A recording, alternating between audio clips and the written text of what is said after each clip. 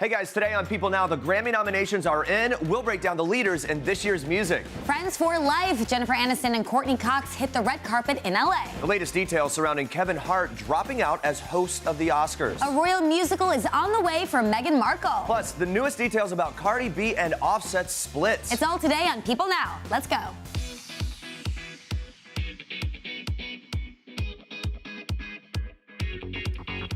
Hey guys, good afternoon. Welcome to People Now. Here we go. So no one told you life was gonna be this way. Yes! That's pretty good. Two of our favorite friends reunited last night. We're very excited about it. At least I am. And I'm excited too. Yeah, okay. Rachel and Monica together again, right? Real life friends Jennifer Aniston and Courteney Cox reunited at the premiere of Netflix's Dumplin. And now we can't stop reminiscing about that amazing show. So we want to see your favorite friends' gifts. So tweet us your gifts with the hashtag #PeopleNow. You might see them on the show. All right, we'll check in on that a little bit later. But for now, here's what you need to know. What is trending for today? Yes, the nominees for the 61st Grammy Awards were announced Friday morning, and Kendrick Lamar is leading the pack with 8 nominations, including Record of the Year. So also in the running for Record of the Year, Cardi B, Childish Gambino, Drake, Post Malone, Zedd, Brandy, Carlisle, and here is a little bit of a surprise, Lady Gaga and Bradley Cooper for Shallow from A Star Is Born. Now, it's surprising, obviously, because of Bradley Cooper. Not that it wasn't good. It was amazing, their performances and everything else. The soundtrack has 4 nominations overall, and Gaga alone scored 5 nominations. It's going to be a big night for her and a big award season for her in general. I think a lot of people are happy about those nominations. Also of note, 2 artists were nominated posthumously this year, late rapper Mac Miller and rocker Chris Cornell. All right, and this year, the Academy is switching things up when it comes to the big 4 categories. Rather than nominating 5 artists or bodies of work as in years past, there's going to be 8 nominees in the categories of Best New Artist, Song of the Year, Record of the Year, and Album of the Year. The ceremony is set for February 10th from the Staples Center in LA. We'll be watching. Can't wait. That's going to be a lot of fun. I'm so excited. I love the Grammy. I know, absolutely. All right, you guys, this is very exciting. Look who showed up at the LA premiere for Jennifer Aniston's new movie. Former co-star, apparent friend forever, Courteney Cox. She arrived to show Jen some love at the premiere of the new Netflix movie Dumplin. So sweet. I love that. Very sweet. Now, they've been friends for a long time. Both chose black for the occasion. Cox wearing a chic blazer, Aniston rocking a sequin mini dress. Now, if you forgot, Courteney played Monica while Jennifer Aniston played Rachel in the iconic NBC sitcom, but nobody should forever forget that. And if you happen to, Netflix reportedly paid about $100 million to keep Friends episodes on the streaming service in the U.S. That deal's good through the end of 2019. You've got some time to binge it. That's a lot of money. And re-binge it. That's a lot of money to keep it on. Well worth it, I think. When asked about it on the red carpet, Aniston was delighted that the show still had such a huge audience. Watch this. I find it amazing that it's continued to have such love and such an audience and such an appetite for it. I think it says a lot about the show, and especially since it takes place at a time where it's so different from now. You know, people actually spoke to each other and hung out with each other and talked. I think we'd all surround and support a reboot of Friends with Monica and Rachel. I think it could happen. I don't think it's that far-fetched, especially now where reboots are all the rage. I know. Of all the shows you're going to reboot, I think that would be the one. Honestly, though, because it's on Netflix, just go back and binge it. I know, and enjoy the original. Let's talk about this. Kevin Hart announced on Twitter Thursday that he made the choice to step down as host of the Oscars. And this was crazy because it was just hours after the Academy announced he got the gig. Yeah, so the question, what exactly happened? See if you can follow along with this. There were some homophobic tweets that Kevin posted in 2009. They resurfaced after the announcement of the Oscars hosting. A lot of backlash. The tweets were making rounds on social media. It was all over my feed. It upset a lot of people for good reason. Yeah, a lot of people are really mad now. Kevin announced he was stepping down. He tweeted this: "I do not want to be a distraction on a night that should be celebrated by so many amazing, talented artists. I sincerely apologize to the LGBTQ community for my insensitive words from my past." So that announcement and then the apology came after he had posted on Instagram Thursday that he wasn't going to apologize for stuff that happened so long ago. And then he said in another Insta video, he said, "Our world is crazy," and that he has evolved as a person. He also apparently apologized for these tweets when they first resurfaced. Yeah, it makes sense that people would be very upset about it, even though this was a long time ago. But the tweets weren't the only time he said homophobic things. He said stuff in his stand-up, like how he hoped his son wouldn't be gay. He would want to prevent him from being gay. Right. He could. This clearly upset a lot of people, especially Jamie Lee Curtis and comedian Billy Eichner. Both called him out for his past comments. Yeah, so after Kevin Hart's Twitter apology, he then posted, quoting Martin Luther King on Friday morning with a post that said, "The ultimate measure of a man is not where he stands in moments of comfort and convenience, but where he stands at times of challenge and controversy."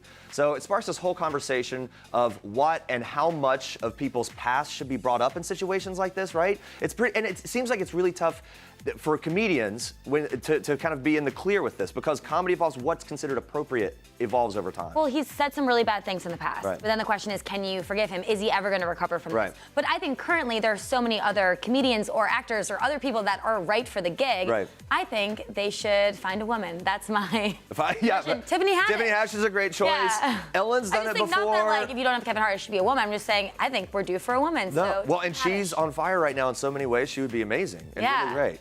Anyway, the big point is the things that he said were very bad, were wrong, inexcusable. He's apologized. Hopefully he's able to find I don't know, a new win after And this. yeah, stay posted. We'll have to see who the Academy chooses next. All right, let's talk about this. We know Meghan Markle, she loves musicals. She has seen Hamilton 3 times. Yeah, that must be nice. Yeah, right? But the big news now is she's actually getting her own musical based on her own life. But okay, it's not Broadway, even though it could lead to that. It'll be part of BBC Radio 4's 15-minute musical series. They're calling it The Sixth in Line to Be King and I. So the sixth in line part to the King and I, that's a reference to Prince Harry, of course. He is sixth in line to inherit the throne from Queen Elizabeth after his dad, Prince Charles, his brother, Prince William and Kate's 3 kids, George, Charlotte, and Louis. So there's a line there. Will it ever happen? I doubt it. I don't know, but it'll be 15 minutes long. Apparently, it'll cover a lot.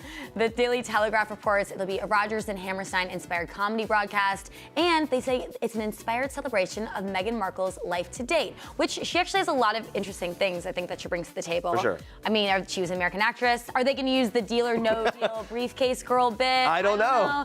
The divorce, Yeah, a lot of things. There's a lot, and honestly, those writers need to be up to date. It changes every day, especially with those rumors of controversy with her and Kate and everything like that. Are they going to include that stuff? I don't think so. I think they're going to keep it upbeat. I don't know. Rodgers and Hammerstein, known for their smash hit musicals like Oklahoma, Sound of Music, South Pacific, and of course The King and I. Yeah. So it's kind of a high bar. It's a high bar. Here's an interesting thing. Kensington Palace wasn't consulted on the content of this musical. I don't think they would have given the blessing, even if they were consulted. They keep things very tightly controlled. They don't want to highlight the bad stuff. Right. Like the whole point of comedy is you point out the funny bad stuff usually. The things that are a little off script, right? Yeah, but the story will also apparently, this is what they say, it'll quote, look ahead to what promises to be an exciting 2019 for the happy royal couple. So it's true. Harry and Meghan, obviously, they are looking forward to their child, which is due in the spring. A lot of potential storylines to work with there. We'll see what they include. I'm excited. Maybe it'll come to Broadway. But The Sixth in Line to Be King and I is set to premiere on BBC Radio 4 on New Year's Day.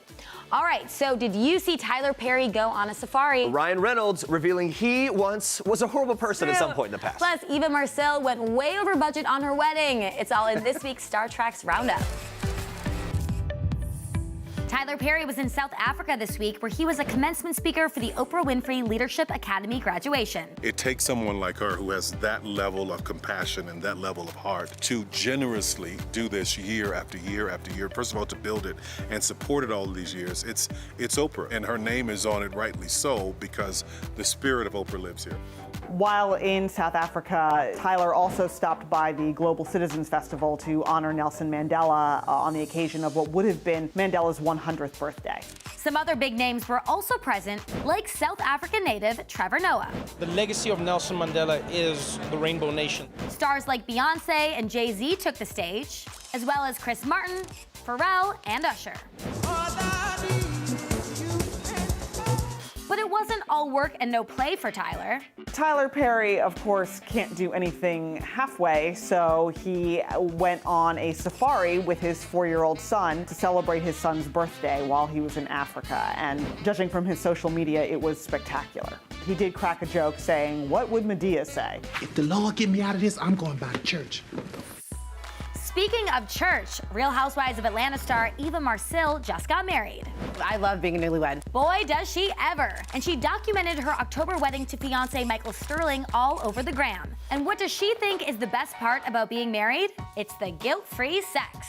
When I pass by the church, I don't get hot. And Eva's Real Housewives of Atlanta castmates all attended the big day held in A-Town, with Nene Leakes giving an epic speech. And what's the best piece of marriage advice that Nene gave Eva? always stay together and every night sleep in the same bed, even if you're mad. Good advice, Nene. And one big surprise for the bride and groom, lots more people showed up, meaning a bigger price tag. I was naive enough to think that I could plan a whole wedding for $80,000. Eva said she and her groom went way over budget. The beauty is that we are not in debt. Okay, good. It is completely paid for. Everybody's check is cleared. And looks like Ryan Reynolds is making something clear about his past. It's really kind of made me a better person, I think, you know? I sort of miss being horrible. The Deadpool star says becoming a dad made him a better man. What's not to love about Ryan Reynolds? He's incredibly down to earth for someone so sexy. He's actually very self-deprecating, very funny, and clearly an amazing dad. Ryan seems to get dreamier by the day, especially when he keeps talking about how much he loves being a dad. And the Deadpool star told Ellen how he deals with running after those 2 young kids nonstop, something a lot of sleep-deprived parents can relate to. It's always a challenge. 2 kids, it's like, you know, I think of like blinking now as like tiny little breaks all day. Just think, in the blink of an eye, those kids will be all grown up. All right, stay with us, guys. We've got the latest details on Cardi B and Offset's split, and we're rounding up the most shocking splits of 2018. Plus, the star of Netflix's Dumplin, Danielle MacDonald, tells us just how it feels to sing a song written by Dolly Parton in front of Dolly Parton. That is coming up in just a bit. All right, in honor of Jennifer Aniston and Courteney Cox's reunion on Thursday night, we want to see your favorite Friends gifts. There's some good Show ones. them to us. We were on a break. That's the biggest controversy, right? Like, they were on a break, and that was... All right, riding on the horse. I don't remember that. Hey, honestly, I haven't seen every season. I mean, I actually haven't either, but I feel like if you see enough of it, I know, you're still a but fan of Friends. I'm okay to admit that. There's a lot. Took me a while to be able to admit that. Keep tweeting those gifts. Now we move on to this. Oh boy, so there is another twist in the Cardi B Offset breakup drama. A new woman setting the record straight about claims she was involved in a threesome. Oh boy, happy Friday. Let's review how we got here. So earlier this week, Cardi B revealed in a now deleted Instagram post that she and her husband, Migos rapper Offset, have split. So following Cardi B's announcement on Instagram, Offset's alleged mistress, Summer Bunny, posted to her Instagram acknowledging her alleged affair with Offset. And she expressed some remorse here. Here was her quote: "I will always be woman enough to admit when I'm wrong, and in this situation, I was. Seeing another woman's pain does not bring me joy, nor do I think it's funny." And there was a video. So a video of Summer also surfaced on TMZ later this week. She tearfully apologized again to Cardi, claimed she has not messed around with Offset since the birth of Cardi's daughter, Culture. Right, so that was kind of a big point that she wanted to make there. And a new twist, though, rapper Cuban Doll is being pulled into this drama. I feel like we need a dry erase board here to keep up with the names and who's connected to who. So there have been reports that the rapper was involved in a threesome with Offset and his alleged mistress, Summer Bunny. Cuban adamantly denies those rumors, claiming that she's never met Offset and that Cardi already got in touch with her and knows that she's not involved. No one's saying a word about any of this, by the way. It's very he said, she said. Did it happen? Did it not? I mean, Cardi and Offset have had their relationship tested since the beginning. There was Offset's cheating scandal earlier this year. Then there was the whole New York City strip club brawl. Legal battle. Legal battle. There's a lot going on in their relationship. And despite all that drama, Cardi expressed the love that she will always have for Offset and that the two plan on co-parenting. They want to make their 5-month-old daughter, Culture, their main priority. And that's what I guess I hope for the most for them in all this. Culture is so adorable. She just posted that picture amidst all this drama, but we'll keep you posted what happens. Yeah. More controversy, though. There seems to be some controversy for new mom Gabrielle Union. She posted a really sweet video of her kissing her newborn baby, Kavia James, who she welcomed via surrogate on November 7th. In this video, So here we go. You post anything with a kid and people go crazy. Fans started warning her against the dangers of kissing a newborn on the mouth. Some even commented on the baby's breathing. They suggested that there was something going wrong here. It's crazy. There's 11,000 comments on this video. And of course, Gabrielle responded. She said this: "Hey guys, I appreciate all the concern about kisses on the mouth and labored breathing.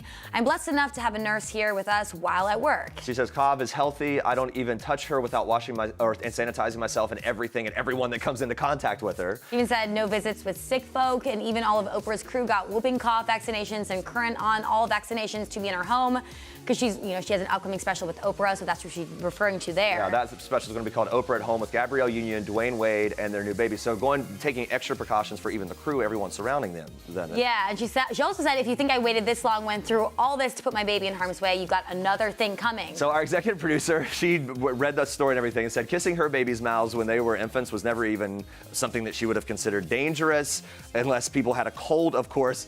Our executive producer says people need to get over being so judgy. I wouldn't even think about that. Yeah. If I had a baby, I would want to just kiss them on the lips. Well, I guess. And I'll say as a parent, even out of the public eye, people comment on everything you do, so I can't even imagine that kind of scrutiny. All right, Cardi and Offset aren't alone. 2018 was actually full of surprising celeb breakups. We're looking back at the splits that shocked us the most. So starting with this one, just 3 weeks before their May 5th wedding, Nikki Bella and John Cena called it quits. Apparently it was Nikki's decision because of their differing views on marriage and having kids. So pretty soon after that announcement, we were even more shocked as John appeared on the Today Show and tearfully made a plea to Nikki on national TV to get back together. For anyone out there speculating on what's going on, I love her, I want to be with her, I want to make her my wife, I want to be the father of her children. I just want us to work, and that's so just from here. And all that other stuff you see is BS. I'm just trying to live life without her on a very emotional set of time that has been very difficult. He seems very sincere there. I remember watching that in shock. Yeah, then in mid-May, Nikki and her sister Bree stopped by People Now. Nikki opened up about how hard it is to have their breakup play out in the public eye. They tried to patch things up in June, but Nikki confirmed to People in an exclusive statement a month later that she and Cena had broken up yet again, and this time it was for good. Yeah, so we'll see what happens with that. We were totally shocked when actor Colton Haynes filed for divorce from his husband, Jeff Latham, in May. Now, this was just 6 months after their extremely lavish wedding in Palm Springs. Remember this? We covered this on the show. Flowers everywhere. Kris Jenner beautiful. officiated. Yeah. It was such a big deal. So rumors swirled about what caused the breakup. Many of Colton's fans even accused Jeff of cheating. Colton denied that on Twitter, though. And then the most shocking part of all, just 6 months after that, they publicly celebrated their 1-year wedding anniversary in October. So I guess okay, guess it's okay. Colton wrote on Instagram, he said, quote, "Can't believe it's already been 1 year since we got married. Happy anniversary, my beautiful husband." Meanwhile, Jeff wrote in part, he said, "Life is a beautiful place with you beside me. I love you." Guess they were able to patch things up after all. All right, fake out, yeah. One couple that wasn't so lucky, Bachelorette Kaitlyn Bristowe and her longtime boyfriend Sean Booth. This November breakup, it sent shockwaves through Bachelor Nation and broke our hearts, actually. This one was really sad for me because I was rooting for them. We remember the couple got engaged on the season 19 finale of The Bachelorette in 2015, but there were months of speculation leading up to the breakup announcement. I was like glued to Instagram checking what Kaitlyn would post, but she was spending a lot of time in Canada while Sean stayed in Nashville. So Kaitlyn said on her podcast that there were some important fundamental values that weren't really lining up with him. She opened up a lot on her podcast. She did. Now, the hardest part about the breakup, though, was the dog. You always have to think of the dog. So Tucker is Sean's beloved golden retriever. Yes, and Kaitlyn loved him. Absolutely loved him. Kaitlyn said this about Tucker: "Sometimes I feel like he was almost the glue to our relationship. I clearly loved that dog so much, but I will see him." So then it brings up the question, can they share the dog? No, they were talking about having like joint custody of the dog and her visiting him. I think it's a really bad idea. Because it just brings it all up then and you guys keeps see your you connected. ex, and what if he starts dating someone else? And what if she starts dating I think someone that else? she should just get a new dog, but that's just... Fine, get a new dog, Kaitlyn. Yes. It's for you. It's the best. But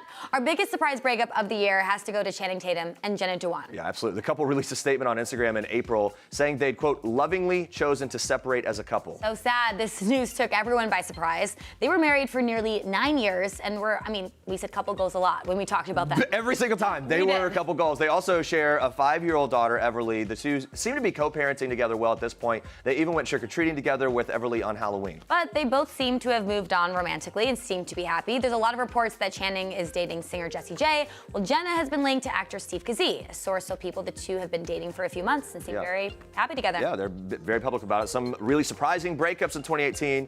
Cardi B and Offset, of course, now we're adding to that list. Hopefully there won't be any more. We're almost there, guys. Let's just hold out. No more breaking up. All right, moving on now to all the pop culture you need to check out this weekend in our People Picks Roundup.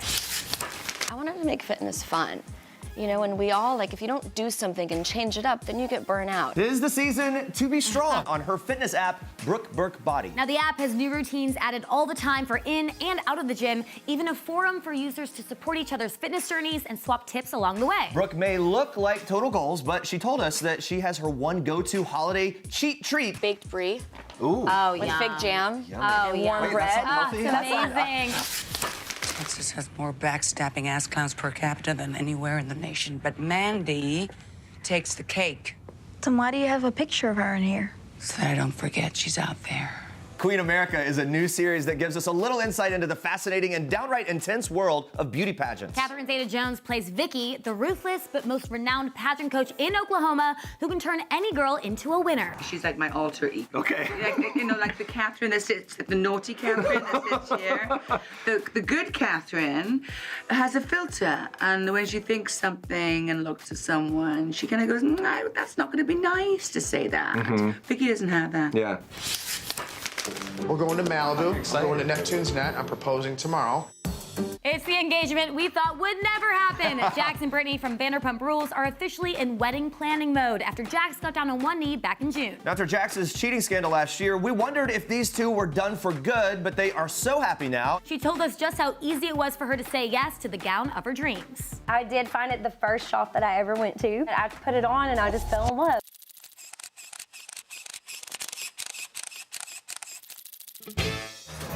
My name is Willadine Dixon. Hey, Willadine. Hi, Bo. Tumble out of bed and I stumble to the kitchen. Most people call me Will, except for my mom, who calls me Dumplin. I can't be late. This cannot exactly drive itself. Being a bit of a celebrity around here meant that she was too busy for me. You've got a hole in your left, by the way. What? Oh, she didn't listen to me. Dumplin is a heartwarming movie on Netflix now that features 6 songs by the legendary Dolly Parton. One of them just got a Golden Globe nomination for Best Original Song, and there's another one that she wrote that she recruited the movie's 2 main actresses, Danielle MacDonald and Jennifer Aniston, to actually sing on the track. Watch. We'd already shot the movie, Okay. and she wrote this song based on Jen and I's relationship. She was like, I love the mother-daughter chemistry. I wrote this song for it. I want you guys to be on the track. And I was like, oh, I don't sing. And they were like, no, you'll just like be talking a little in it. And I was like, oh, cool, fine. So I show up, and then they're like, so you memorize the whole song, you're singing the whole thing. And I was like, no. That's very different. I was like, that's, no one said that. I got to guess it. No. And then Jen's like, cool, I'll go first. And I'm like, well, if Jennifer Aniston is doing it, I can't not do Right. it. So then I went in there. Yeah, leave it to Jennifer Aniston to set the bar pretty high, but that wasn't the only reason Danielle was nervous to sing. Dolly was there in the studio the whole time. She spiked the nerves and calmed them at the same time, because I was like, oh my God, you're Dolly Parton, you're listening to me sing and I can't sing, this is horrifying. Right, song that you wrote. Right. Horrifying, but at the same time, she's like, you've got this, like, don't worry, take all the time you need, like, get comfortable, it's fine. Like, she was very, very sweet in that sense, and so eventually, like, it took a while, I got there. Yeah. I calmed down enough to, like, actually be able to use my voice and not have a shake. All right, coming up next week, we are live with Vanderpump Rules star Stassi Schroeder getting the lowdown on her new beau, who is named Beau, and what we can expect on the show this season. Plus, attention mom babies. We'll be sitting down with K-pop group Monsta X. You don't want to miss it. They're so adorable. All right, I love them. thank you for watching. You know what today is? Friday! Time to kick off the weekend with our crazy crew and our People Now Friday dance-off. Have a great weekend and hit the music.